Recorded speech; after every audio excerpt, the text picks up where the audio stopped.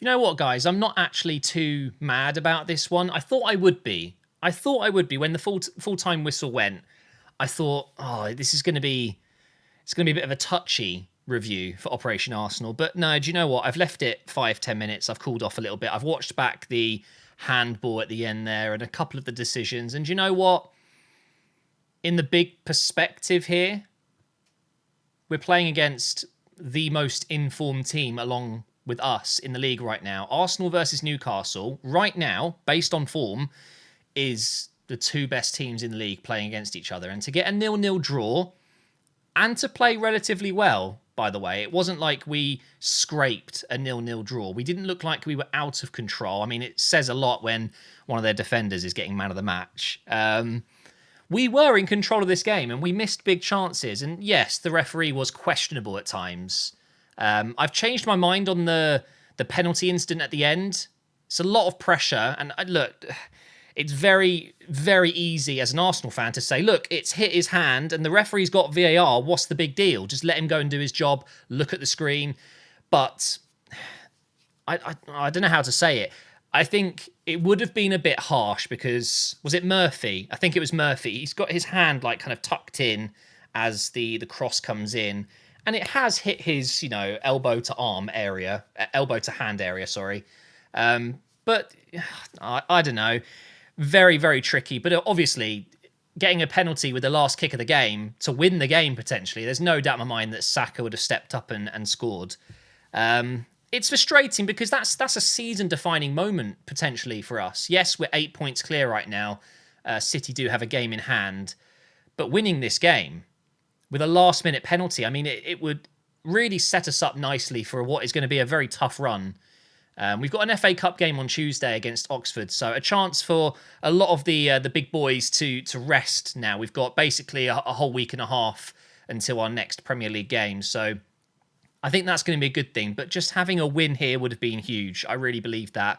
Let's talk about Arsenal after we talk about Newcastle, because I always talk about Arsenal. I don't often go into opposition so much. Newcastle really impressed me, and it's actually kind of scary.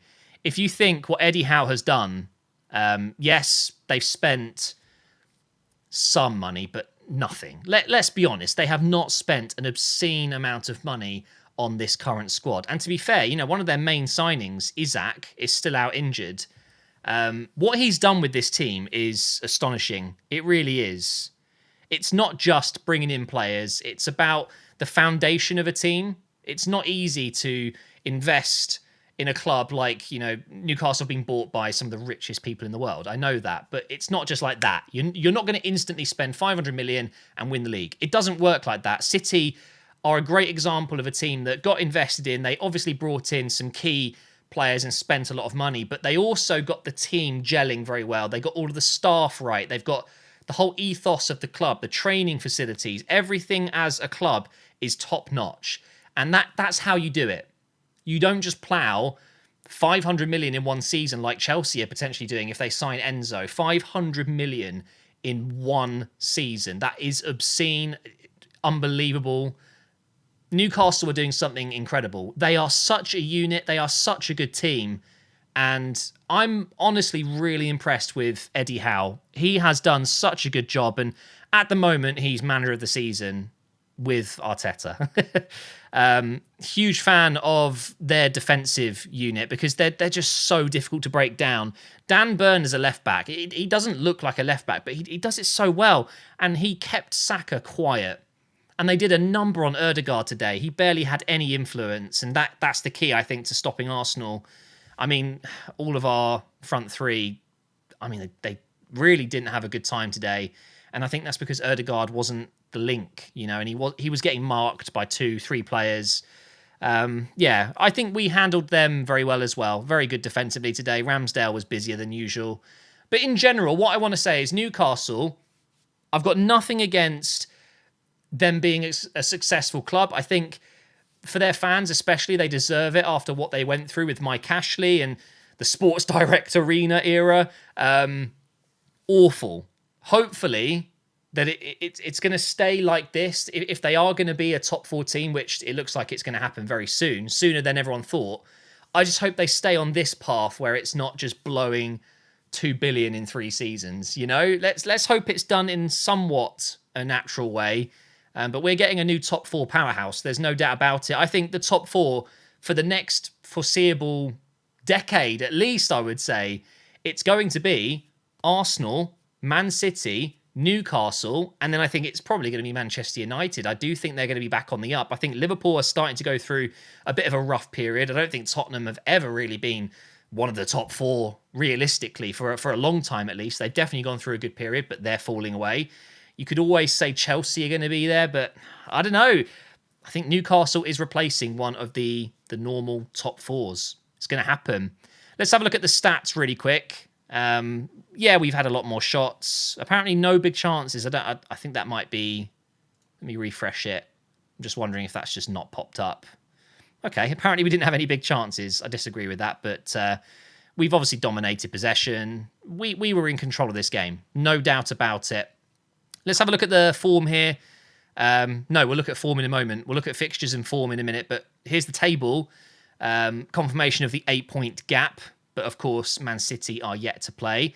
I mean, the good news is we didn't lose, okay? So Newcastle gaining 3 points on us would have been, I think, quite a large issue. It means the gap has remained the same between us.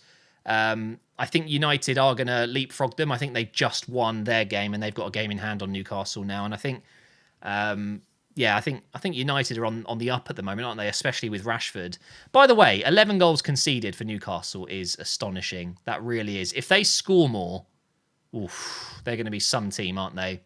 Basically, when Isaac comes back, and if they do bring in another creative player somewhere, it's going to be an interesting one. But yeah, sad to see this become 2 and this not become 15. It's a shame, but we're top of the league, 8 points clear. The pressure is on Man City, and I believe they're playing. Are they playing Tottenham next? We'll have to have a look. Here is our fixture list. Of course, Oxford is up on Monday next week. Did I say Tuesday? I think it's Monday, isn't it? I meant to say Monday. This is going to be potentially the first Arsenal game that I've missed. It is televised, right? But I'm away. I might genuinely miss this one. I'm going to see if I can watch it while I'm away. But and then we come back on the 15th for the Tottenham game. Manchester United, Everton, that should be okay. Brentford, we've already beaten them this season, unlike many teams. And then, of course, it's Man City. Away to Aston Villa is going to be a tough one. Leicester, you never know. Bournemouth should be fine. But this is not easy, guys. This is not easy. It's a lot of tough games. And here are the full-time results as well. Brighton smashing Everton. Fulham getting another win. And, of course, Manchester United with a 3-0 win over Bournemouth. Wait, what was that? Please tell me Infantino didn't do a selfie in front of Pele's... No, surely he didn't. I'll have to look at that. Right, so I did my usual tweets. Let me just zoom in a little bit. Here we go. Fair play to Newcastle, says Tony. Keeping their cool and giving it to Arsenal the whole game. They were very physical. That is very true. Arsenal needed a bit more forward and creative passes to have more chances. As bad as it sounds, I'd take a draw. I mean, over a loss, yes, of course. A draw doesn't really suit anyone here. A win would have been great for either team. Ref had a stinker, but you can't blame him. I think that's kind of where I am now. I was blaming the referee a lot, but we should have put our chances away. And there definitely was a couple of questionable decisions. I'm still upset with the Gabriel incident in the box where our centre-back, Gabriel, was hauled down to the ground with his shirt. I mean, it's a penalty. It just is. And then we've got another one coming in from Franz saying referee had lost control of the game. Newcastle parked the bus pretty much the whole second half. Newcastle were on top of Ødegaard the entire game. Yeah, I mean, I was saying that just now, that Ødegaard couldn't breathe.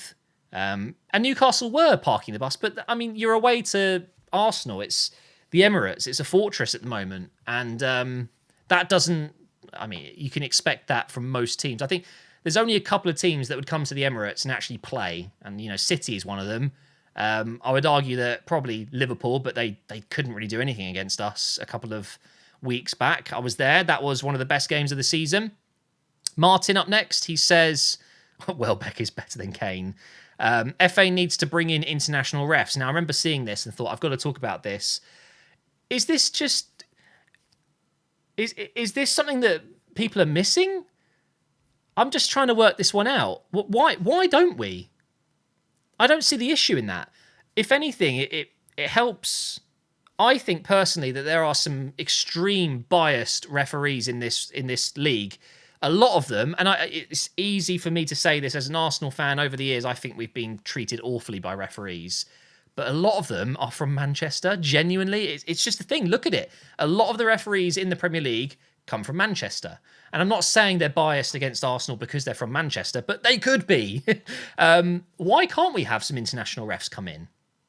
It's a really good call. And why aren't people talking about that? It's never even come to my attention. I've never even thought about it. I don't know. Maybe they're trying to keep it all within England, you know? Gabrielle says, after a whole game of wasting time, they give 5 minutes and they don't even send the ref to see the VAR incident. Yeah, I don't really get that. He's clearly been told in his earpiece that it's not handball and play on. Why can't he just go and have a look, you know? We're at the last moments of the game. It doesn't hurt anyone to just go for a 20-second, 30-second check. And they wasted time a lot today. They did. 5 minutes of added time after seeing what happened at the World Cup just feels like a travesty, doesn't it? And then Cameron says that was some of the worst officiating I've seen this year. We've seen a lot of it, to be fair.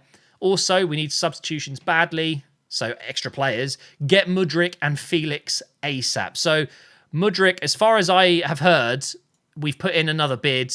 It's considerably more money up front and less on add-ons, which are easily achievable. Things like, you know, winning 50 games, probably something easy, but or maybe scoring a certain amount of goals or qualifying for the Champions League. But from what I'm hearing, it's very, very close. It shouldn't be a problem. We should be able to get it done.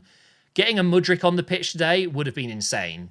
In the last 10 minutes, imagine having Mudryk running up against you with Martinelli and Saka, and maybe it would be Nketiah who came off in that example. Like, it would be insane, wouldn't it? So that would excite me, but this one doesn't as much. So the problem I have with João Felix is not the fact that it's him. Fantastic player. Would love him at Arsenal.